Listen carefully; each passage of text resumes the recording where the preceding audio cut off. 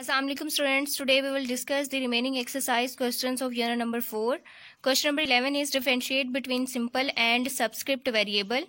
Students, we have discussed simple variable in unit number 2. Simple variable is a reserved memory location in which data is stored at the time of execution. लेकिन अगर हम subscripted variable की बात करें तो हमने discuss किया था it is also called array और ये variables की कलेक्शन है. बेसिकली array कलेक्शन है कंसेक्यूटिव मेमोरी लोकेशंस की. इन मेमोरी लोकेशंस में सेम टाइप का डेटा स्टोर किया जा सकता है. अगर हम सिंपल वेरिएबल की बात करें तो इसमें एक सिंगल वैल्यू स्टोर होती है, लेकिन अरे में डेटा वैल्यूज़ की कलेक्शन स्टोर होती है. अगर हम एग्जांपल की बात करें तो ये एक एग्जांपल है क्लास स्ट्रिंग.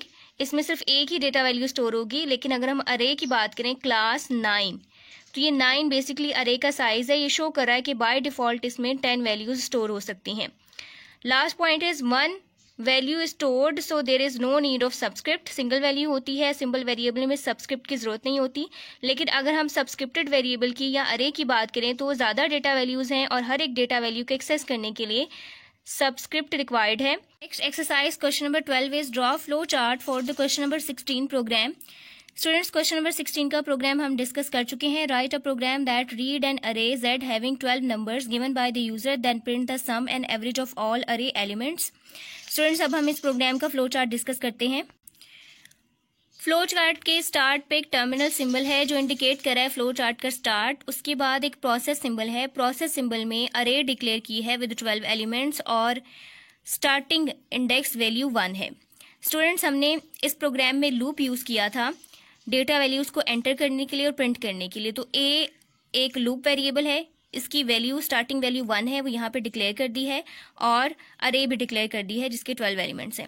उसके बाद हमारे पास इनपुट सिंबल है. In order to enter elements of array Z, first element enter होगा और वो स्टोर होगा इन द मेमोरी लोकेशन 1 क्योंकि ए की वैल्यू 1 है जो कि लूप वेरिएबल है. उसके बाद सम में अरे के फर्स्ट एलिमेंट की वैल्यू स्टोर होगी क्योंकि इनिशियली सम 0 है. Sum is equal to sum plus ZA. अब फर्स्ट एलिमेंट है Z1 तो पहले सम 0 था.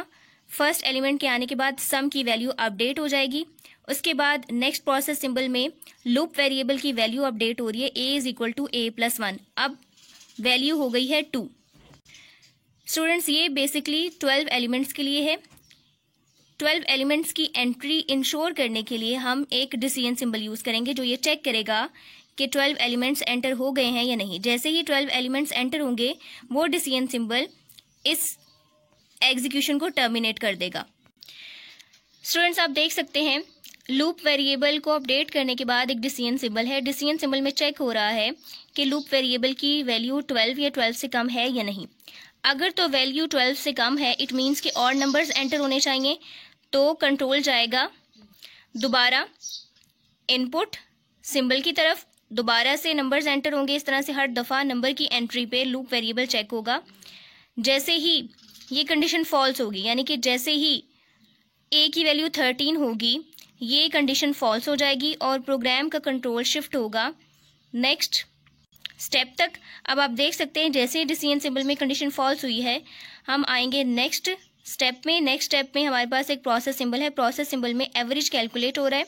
Average is equal to sum divided by 12 और नेक्स्ट आउटपुट सिंबल में सम और एवरेज की वैल्यूज प्रिंट हो रही हैं और लास्ट पे टर्मिनल सिंबल है in order to indicate the end of flow chart. Next question number 13, write an algorithm to sum array A elements and array B elements. Students, हमें array A और B के elements का सम calculate करने के लिए एक algorithm लिखना है. स्टूडेंट्स, ये एल्गोरिथम है to calculate the sum of array A and B elements. सबसे पहले स्टेप नंबर 1 में स्टार्ट लिया है.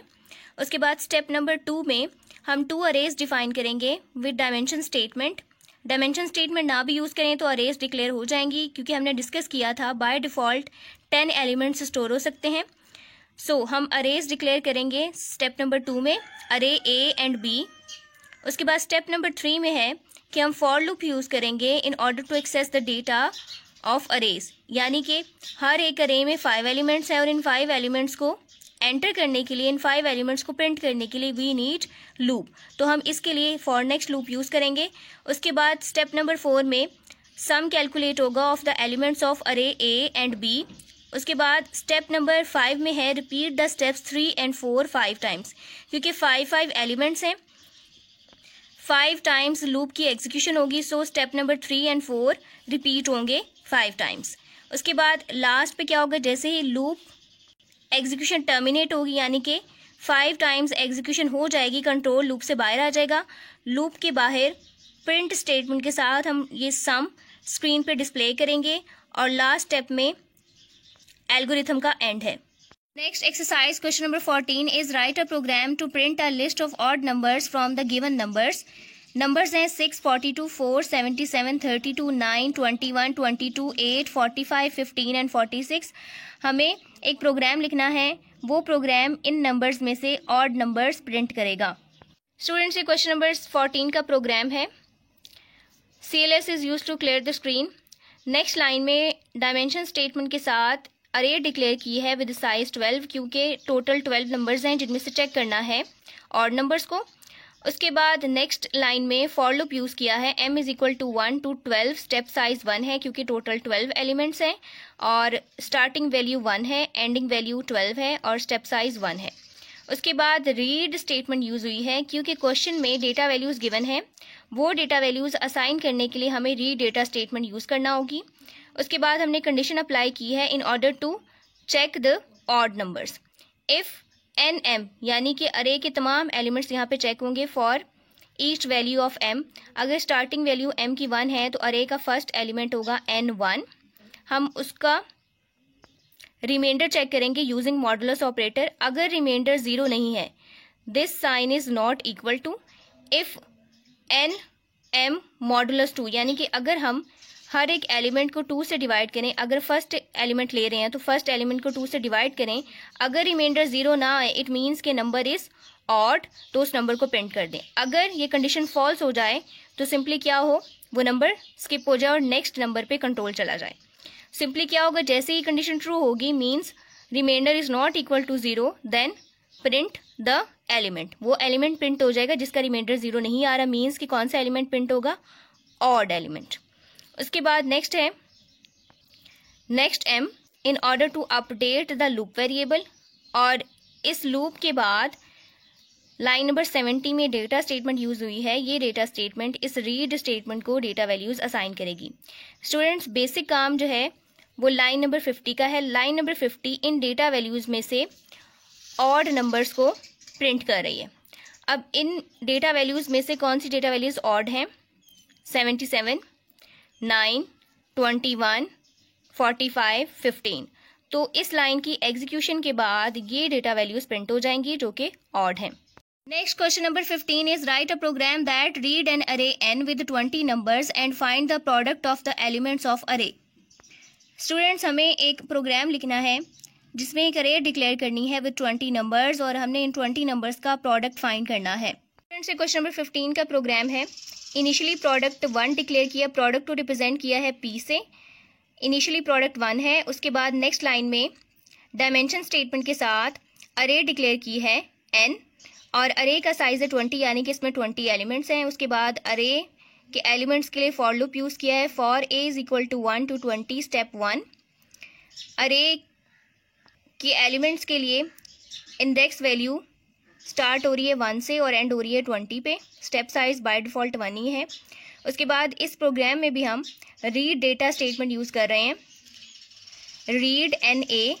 उसके बाद लाइन नंबर 50 में प्रोडक्ट कैलकुलेट हो रहा है, p is equal to p multiplied by NA, यानी कि अरे का जो भी एलिमेंट आएगा वो p से मल्टीप्लाई होगा और इस मल्टीप्लिकेशन के बाद p की वैल्यू अपडेट हो जाएगी। फॉर एग्जांपल, अगर अरे का फर्स्ट एलिमेंट 2 है, इनिशियली प्रोडक्ट हमने स्टार्ट पे डिक्लेयर की थी प्रोडक्ट इज इक्वल टू 1, तो अगर अरे का फर्स्ट एलिमेंट 2 है तो इस मल्टीप्लिकेशन के बाद प्रोडक्ट की वैल्यू अपडेट हो जाएगी, क्या हो जाएगी, 2। इस तरह से ऑनवर्ड 20 एलिमेंट्स मल्टीप्लाई होते जाएंगे और एट द एंड हमारे पास एक फाइनल प्रोडक्ट आ जाएगी। उसके बाद लाइन नंबर 16 में नेक्स्ट a है, ये लूप वेरिएबल को अपडेट करने के लिए है। इस तरह से ऑनवर्ड इस लूप की 20 टाइम एग्जीक्यूशन होगी और 20 टाइम्स प्रोडक्ट की वैल्यू अपडेट होगी। एट द एंड हमारे पास एक फाइनल प्रोडक्ट वैल्यू आएगी। लाइन नंबर 70 में वो प्रोडक्ट वैल्यू प्रिंट होगी। लाइन नंबर 80 और 90 में डेटा वैल्यूज़ हैं विद डेटा स्टेटमेंट। ये डेटा वैल्यूज़ असाइन करेगी to line number 40 read statement. Students values assign हो जाएंगी, एग्जीक्यूशन होगी, लाइन नंबर 70 में प्रोडक्ट प्रिंट हो जाएगा और ये प्रोग्राम का एंड है। Next exercise question number 17 is find out the errors in the following program segments if any. Students programs given and we have to find the errors in the programs. Program A में line number 10 is okay. Line number 10 में dimension statement के साथ एक अरे N declare की गई है having 10 elements. उसके बाद लाइन नंबर 20 में फॉर लूप है for k is equal to 4 to 15। Step size by default 1 है, यहाँ पे मेंशन नहीं है। स्टूडेंट्स अगर हम 4 से 15 तक जाएं तो ये टोटल 12 वैल्यूज़ बनती हैं। यहाँ पे हमने 10 डिक्लेयर किया, यहाँ पे 12 बन रही हैं। इट मीन्स कि यहाँ पे एरर है। अगर स्टार्टिंग वैल्यू 4 है तो 10 वैल्यूज़ के लिए एंडिंग वैल्यू 13 होनी चाहिए, यहाँ पे एरर है। उसके बाद next line number 30 input n string, simply array का नेम लिखा हुआ है।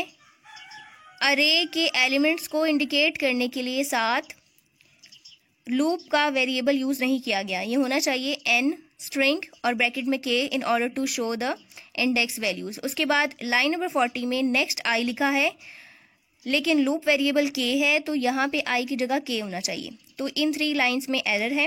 नेक्स्ट प्रोग्राम बी है for j is equal to k to 15। यहाँ पे के की कोई वैल्यू होगी जो स्टार्टिंग वैल्यू है लूप के लिए। उसके बाद लाइन नंबर 20 में है के J is equal to J.